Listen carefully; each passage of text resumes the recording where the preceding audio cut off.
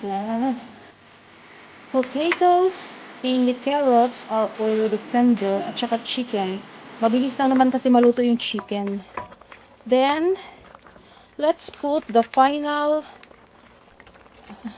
decision. Yon.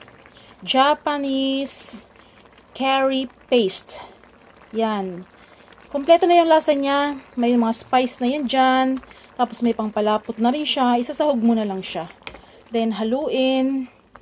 Tapos, kapag yan ay natunaw, kasi mabilis siya mag-melt. Para siyang chocolate. Makaramdam lang siya ng init. Nagme-melt na siya.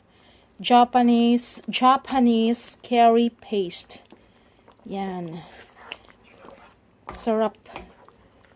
Favorite ng mga anak ko yung curry. Yun. Then, pag nag-melt na yan, ready to serve na siya. Kasi luto na yan yung curry paste na yan.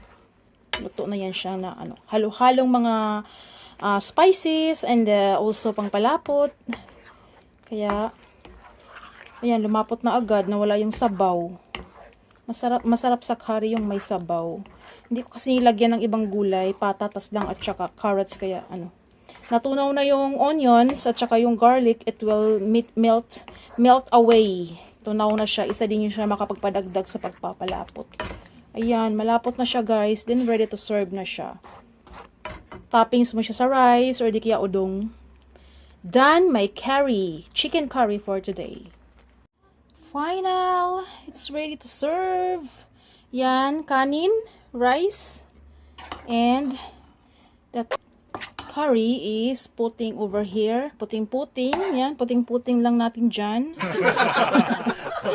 Yan, chicken curry rice. Sticky ang aking curry rice. Kunti lang yung sabaw ko. Favorite ng aking anak ay patatas. Yan, ganyan lang siya guys. Yun. Healthy curry. Chicken curry. Kasi mabilis lang lutuin ang chicken kaysa pork at saka beef. Tsaka, syempre, affordable. Alam niyo na yun. Kaysa pork at saka beef. Medyo mas affordable yung chicken. Yan. Done. Our dinner is curry rice.